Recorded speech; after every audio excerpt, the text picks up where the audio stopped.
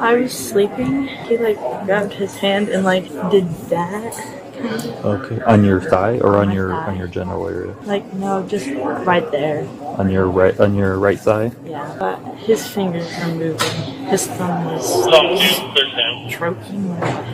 Okay. Due to the situation, due to the allegations, they canceled your flight, so you don't have a flight. This is mom? Hi, Mom. Just here where we have cameras on us, so everything's gonna be audio and video recorded. That's fine. And then where's your kid? She's coming. This is my daughter. Hi, I'm Officer Teleport Police. Everything is gonna be audio and video recorded. Are you guys comfortable if we pop out and just go in a different corner? Are you guys okay talking here? I think you guys are the last ones off. Yeah. Yeah. Okay. We'll just chat here then, because my partner took the other individual up there. So out there to the right somewhere. Okay. Let's go.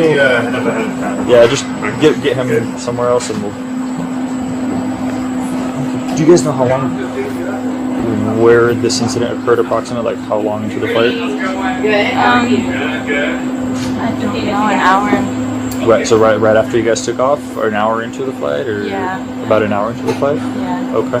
And we'll head up there if you guys. Do you have your ID with you by chance? You're okay with me talking to? I understand you're not 18. No. Okay. Are you comfortable with me talking to her? Yes. Okay. Did you observe any? I didn't. Throughout the incident? No. I didn't. Okay. Let's head up there. We'll stand in the corner so we can have that out of the way, and I'll chat with you there.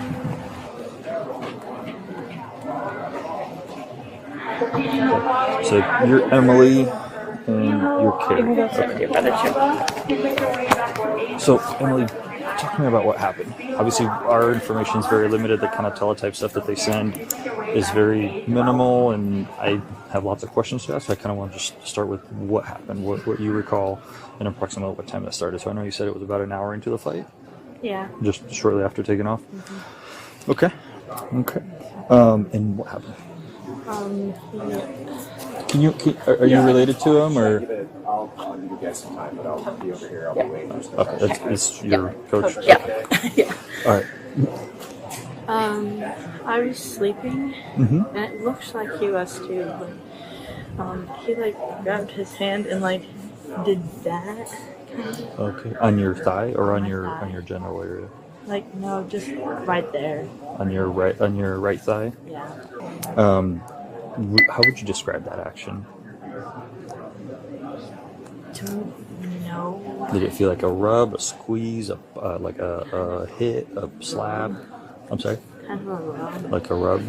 Okay. Did you feel his fingers moving, or was it just kind of like the full hand just moved in one direction? But his fingers were moving. His thumb was stroking. Okay. So that would have been. Was he sitting on your right side? Yeah. Yeah. Okay, so it would have been his left hand. I kind of dismissed it because like he could have been asleep, just not really thinking it. I scooted away from his hand the first time. Okay. Where was the arm rest? Was it up or down during this incident? Though that kind of separates It you. was up. Well, was no, up? it was down actually. Okay. It was down, and his hand was like under it. Under it. Yeah. Okay. And how many times did he like do that? Just that motion.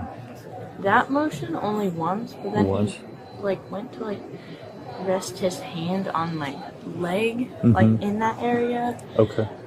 Twice more, and then I put my stuffed animal up on my leg and put the tray table down, and he like tried to like push past it. Okay. Yeah. I'm sorry. That's horrible. So 2 more times. And then I got up. After the second time, I had pulled up my notes app and showed my teammate and told her what was going on. And so she knew. Did she see the actions at all? She did not. Nobody else saw it. Okay. She was sitting on the other side of him. So you were in the middle seat. No, I was. She was on the window. On the He was in window, the he middle. was in the middle, and then She was on the Gotcha. other So side. what happened after the second time? Or sorry, so actually technically the third time.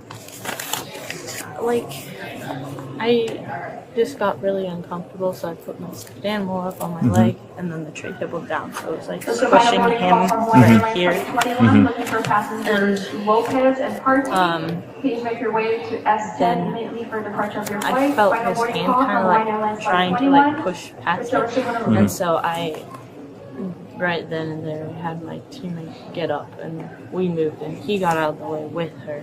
I tried to wake him up, but he didn't wake up at first.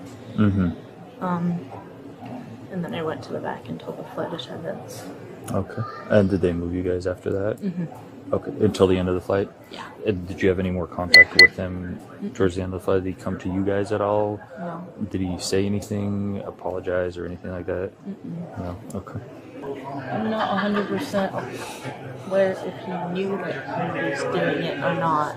I'm sorry? I don't know if he knew he was doing it or not, Okay. but by the fourth time it seemed repetitive, so I wanted to move. Oh, so apologies, last part. So I wanted to move Okay. by like fourth time. Okay. Seemed too many times to be an accident. Okay. Let me chat with my partner real quick. All right. And we'll go from there. Mom, is there anything else that maybe she told you that she's forgetting, or maybe something that you noticed yourself, or where were you sitting? I was actually in the row behind them. I didn't notice anything until she wrote on her notes app and told me what was happening on her phone, like in a text, and handed it to me. And I said, "Get out, go tell a flight attendant." So. Okay. Are you, if we're able to establish PC, are you willing to assist with prosecution and press charges? Yeah. Yeah. Okay. All right. Let me chat with my partner real quick. If you guys can't hang out here, if you guys don't feel comfortable, we can move you guys somewhere out of sight. We can do that too as well. How are you feeling? I'm doing okay. You're doing okay? All right. Give me just 1 sec. We'll try to get this sorted out. All right. So here's what I have. It was about an hour into the flight. Okay. He takes his, which would be his left hand, and rubs her thigh, her right thigh. She pushes it off. Okay. She said he didn't touch the genital area, but he touched the thigh. And like rubbed or just placed it there? Not rubbed. And got inside? Like this. Okay. And basically, that's kind of the motion that she showed me. So she shoved him off. Right. She says that the armrest was down, but his hand was under the armrest. Okay. And so she shoved him off. He did it 2 more times after that. Okay. Then she put a stuffed animal and brought the tray down, and he was trying to shove his hand in between the thigh and the tray, and the thing as well. She said she tried to wake him up, but he initially didn't wake up. After she told the flight, or after she woke up, and she like wrote on her phones and her nose, showed her mom, and mom's like, "Hey, go tell the flight attendant." So she gets up and goes. They moved him to the back. No context there. He didn't say anything, didn't acknowledge anything, didn't apologize or anything like that. She said that when she tried to wake him up, he didn't initially wake up right away. So she's like, I don't know if he was awake or not. And this happened about an hour into the flight. So clearly it'd be a men thing. Okay. And then also I asked mom. So she's a minor. So I asked mom. I was like, Hey, you guys want to assist with prosecution if we're able to establish, PC of some sort of this or the other? They would assist with prosecution. Okay, so I got all his horsepower full denials. Whether she thinks he's asleep or not, if this happened repeatedly, I'm disinclined. You're not asleep. Yeah. Well, she said that too. She's like, it just seemed like after that third, fourth time, it just seemed like it wasn't an accident. Like, So that to me crosses that threshold. That it was an intentional act. And she just seemed like nervous. And in our world, that would be an assault 4. In Min's world, I don't know what he can develop from that. I guess so. We're waiting for FBI liaison because of the jurisdictional issues of where this occurred. Okay. It wasn't in Washington airspace, so I can't necessarily directly take action or kind of do a lot of things outside of kind of primary investigation. We do have a FBI liaison who the supervisor already called. Just waiting a quick call back from him to see what next steps they want us to take, or if they're going to come out and kind of take over the scene, because it sounds like it happened somewhere around the Vancouver Island, which international kind of thing. So FBI deals with That's that. interesting. Yeah, it's the airspace works different. Which, Yeah. you know, Yeah. if it's not Washington airspace, it's not something that I can enforce, so to speak. And they have kind of federal stuff that they do. So if you guys want, we can go just further down the hall. As soon as my supervisor gets a call, I think he's on the phone right now. If he gives us directives for further information, or if they're coming out to kind of handle this, and then we kind of take it from there. You guys okay? So it'll be a few minutes. I don't think it'll be very long, but it'll be a few. Is there anything we can provide for you or for you? I know this is not stuff that we're expecting on when we're traveling, and it could be shaking. So if you guys things start, you remember something else or whatever, I'll give you guys my card with the case number. Okay. Feel free to email is kind of the quick way of reaching out to me, or text to the work cell. The desk number, I'm not usually stuck at a desk. Any questions, anything I can clear up at the moment? No. Okay. I'm sorry this happened to you guys. Hopefully this never happens again. Thank you for bringing it up and not being afraid to be like, hey, no, let's do the right thing. I appreciate that. Okay. Yeah. Thank you. Thank you. Yeah. Okay, so we're still waiting on word from the other representative. But due to the situation, due to the allegations, they canceled your flight, so you don't have a flight. So this is a consumer notice that says contact information. Did you check a bag? My friend checked it in for me. You didn't? You're traveling with a bag that you don't know the contents of? No, my friend checked it in for me. So Why would your friend check your bag? because Is he an employee? he paid for my trip. Okay. Yeah. Right, but even if he and I are friends and I'm flying, even if he buys my ticket, I'm still going to take all of my own stuff. I'm going to check my bag, carry my own stuff.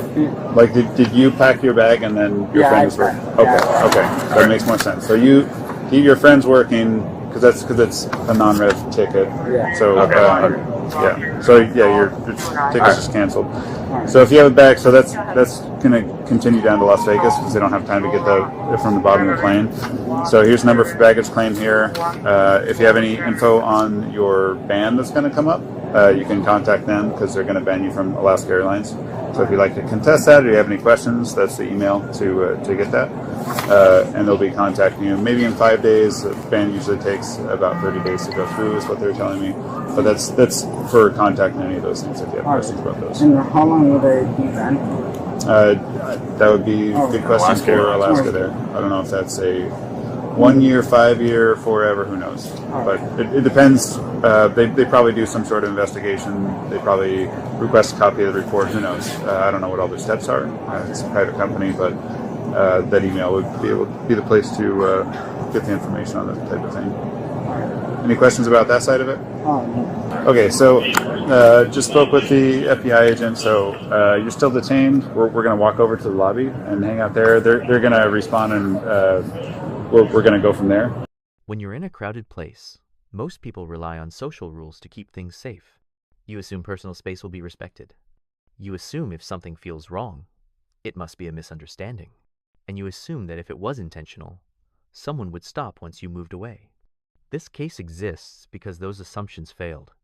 This bodycam footage documents the investigation that followed an incident on a commercial flight involving a minor and an adult passenger seated beside her. By the time law enforcement becomes involved, the flight has already landed. The parties have been separated, and the issue is no longer about discomfort. It's about whether repeated physical contact crossed into criminal conduct under federal law. The officer begins by explaining that the interaction is being recorded. That's not intimidation. In cases involving minors and allegations of sexual contact, documentation is essential. It protects the integrity of the investigation and ensures every detail is preserved accurately. The minor's mother is present. Consent to speak is confirmed. The officer does not rush or lead the conversation. Instead, he allows the minor to explain what happened in her own words, because in cases like this, sequence and repetition matter more than emotion. She explains that about an hour into the flight, while she was asleep, the man seated next to her placed his hand on her right thigh. This wasn't a brief bump caused by turbulence or shifting seats. She describes a rubbing motion, with fingers moving deliberately. That distinction matters legally. Under federal law, abusive sexual contact does not require force, threats, or exposure. Intentional touching of a minor's body for sexual purposes, even over clothing, can meet the criminal threshold. Investigators aren't looking for shock value, they're looking for intent. At first, the minor assumes it may have been accidental. She moves away. She creates distance. This response is common, especially for minors. Victims often try to resolve discomfort quietly before recognizing that behavior may be intentional. But the contact doesn't stop. She explains that the hand returns again and then again. Each time, she shifts her body further away. Eventually, she places a stuffed animal on her lap and lowers the tray table, creating a physical barrier between herself and the man seated beside her. Even then, she feels his hand attempting to move past that barrier. Legally, this is the turning point. Accidental contact does not persist after repeated efforts to avoid it. Repetition after resistance is what establishes intent, and intent is the foundation of criminal liability in cases like this.